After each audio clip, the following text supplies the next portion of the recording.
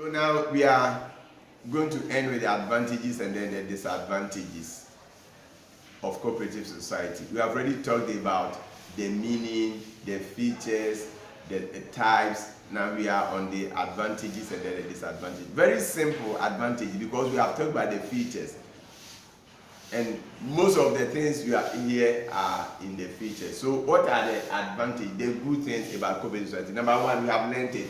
There is democratic principle.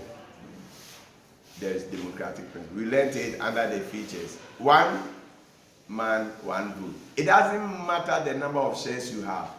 You have only one vote during their meetings. So there is democracy operating. So there is democratic principle. The second one has also been done, open membership. You are free to enter and you are free to leave. So there's open membership. Once you are 18, you are a major. You are not a minor. Then you can join it. So it is open. It is not restricted to certain group of people. Whether you are rich or poor, doesn't matter. Then members' satisfaction is paramount. So if you come here, you see they all aim at protecting the interests of members. If you look at the definition, so it's about members' satisfaction. How do the consumer cooperative society achieve this one? By selling products to members at a reasonable price. Now, the producer cooperative society, they buy the product, then they sell, they make profit, they share. Credit and thrift, you go for loan, they take relatively smaller interest. So that is for that one. So members' satisfaction is paramount.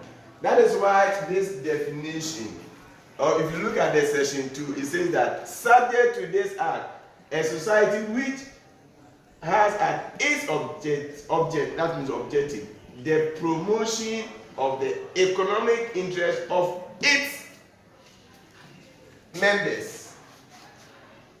So it is about promoting the economic interest of your members. So it said members' satisfaction. So they are not there to make profit. The aim of the society is not profit. So it is not profit. That is the aim, is not to make profit. So it is about members' satisfaction, it's about members' welfare. Then it is easy to form. Now you can go to Google and then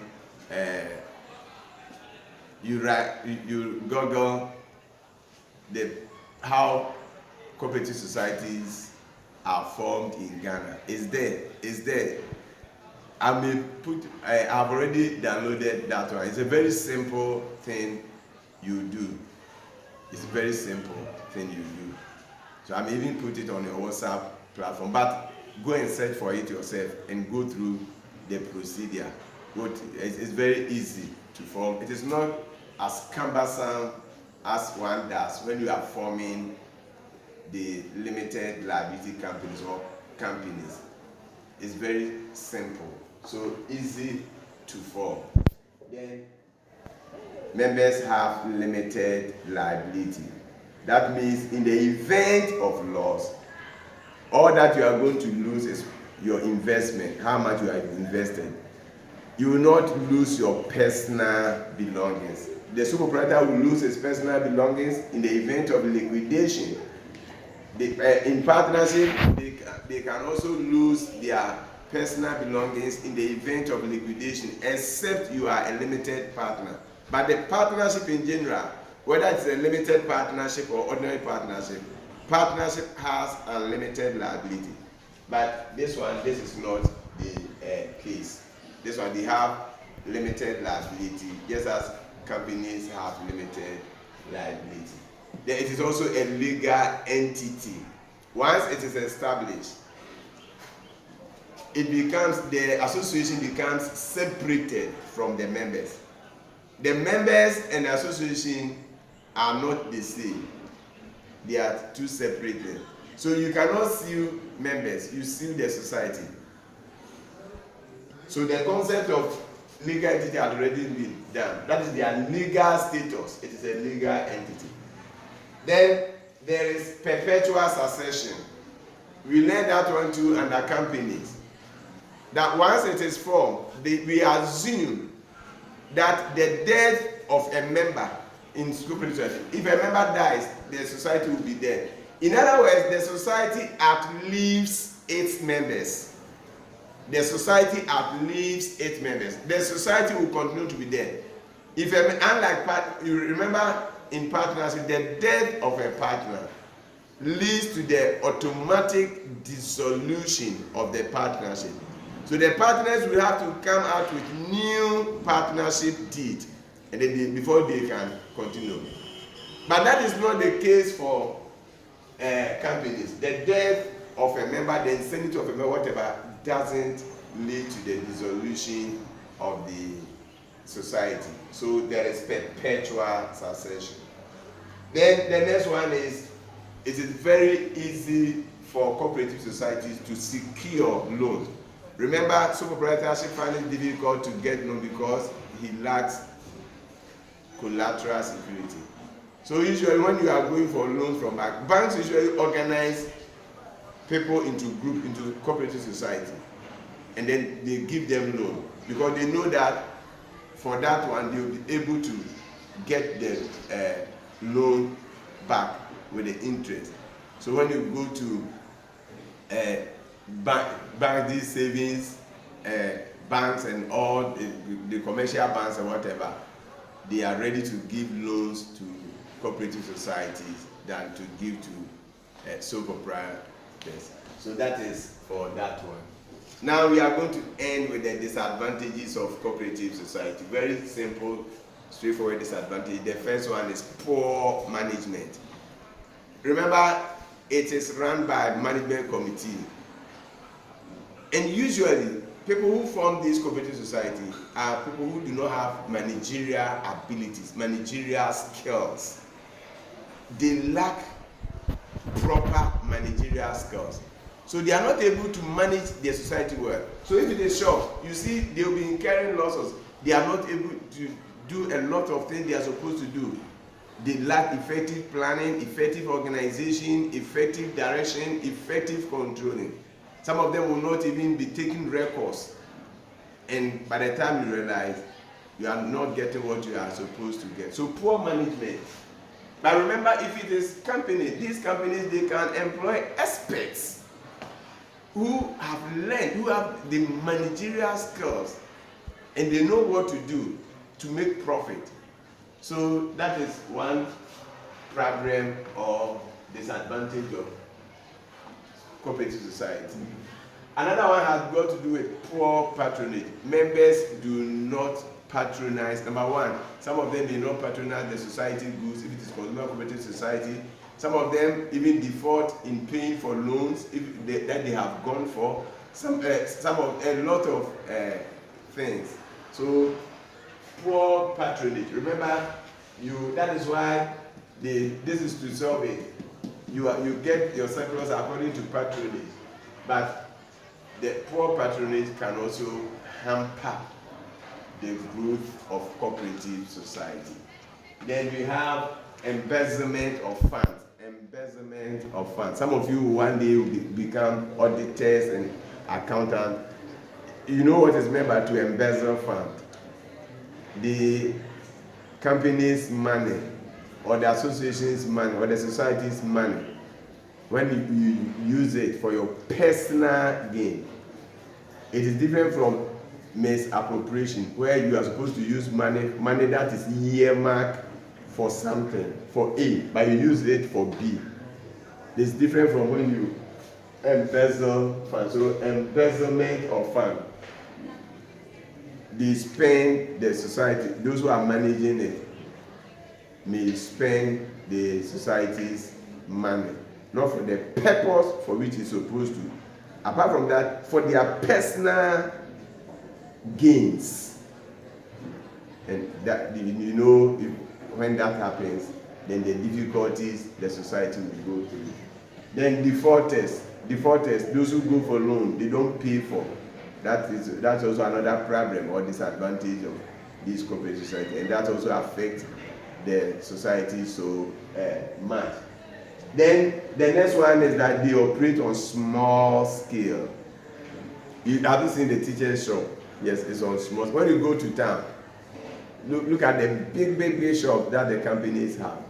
But look at over 100 teachers, but you see the shop that we have. You go to other cooperative societies elsewhere, it's the same thing. So they operate on small scale. Remember, we have small scale businesses, medium scale business, and then large scale businesses. And there's definition for each one of them. We shall learn that one. We are not going to waste time here. But in the scale of the operation is small. Members pay dues, the dues will be small. So you can't expand the society, this form of business organization. So you cannot actually satisfy the members' interest in the manner it is supposed to be satisfied. You want loan, but you cannot get the loan as much as you may want. You want loan of 200,000, you may not get it. So they operate on small scale. Then the last one here is that members' choice of goods is restricted. Members' choice of goods is restricted. And I've already told you that. Why is it restricted? For example, the Consumer Cooperative Society. Profits are shared according to patronage. So why don't you go and buy from the society? Whether it is quality or not, you may, nobody will actually force you, but you may have to buy from the society. You see, there are other options that you could have also gone to buy. But you see, in a way, you have been restricted. It is not a law. It is that you must buy from there. But certain rules or conventions will make you buy from the society. So you see, in a way, you are restricted from going elsewhere to buy from the society. So ladies and gentlemen, that brings us to the end of cooperative society. We have as our objective the meaning. So now if you are asked what is cooperative society, you should be able to tell us what cooperative society is. We know the act. You can go and download the act. I have downloaded it myself, so you can go and download it. Just go and write the Cooperative Society Act 1968 NLC. If you do this, the moment you end here and then you search, it will come PDF. Then you can download and read whatever you want to read. So that one to be now we are familiar with it, and we talked about two of the sessions. Then we came to the features. We have talked about the features of cooperative society. We came to the types. We have talked about types of cooperative society. We have talked about the advantages and then the disadvantages. Now what you should be able to do is that we have now learned about 4 of them.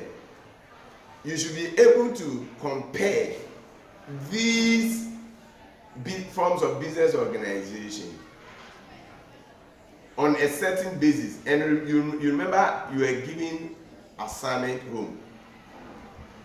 So to compare all the business organization, the 5 forms of business organization under a certain basis. For example, one of them is formation.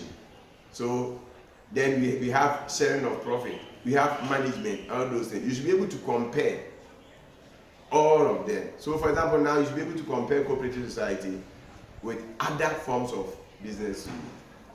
The last form that we will be tackling in our next meeting will be public corporation. You have your booth.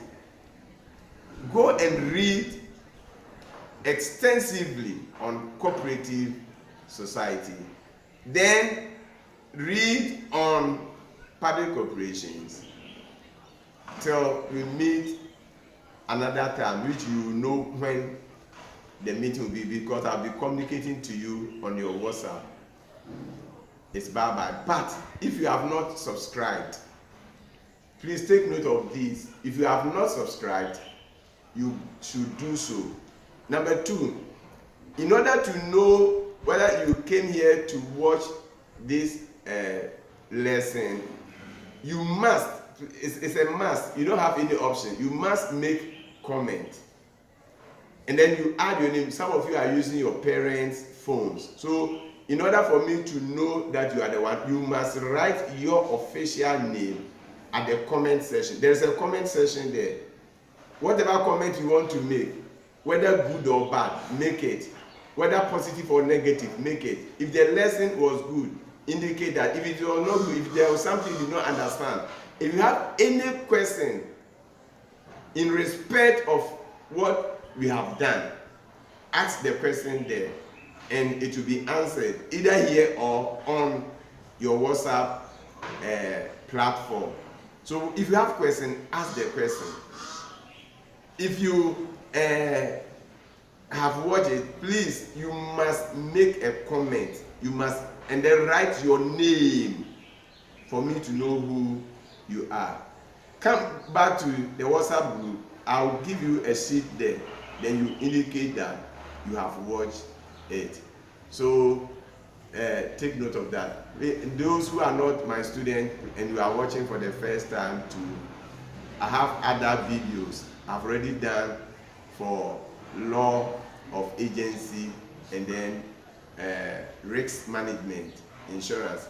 It was about 31 video. That one was meant for from the then Form 2 students during the COVID who are now in Form 3. So you can watch everything there. So if you have problem, you can also ask a question. But remember to subscribe to this channel. We'll meet again. Bye bye.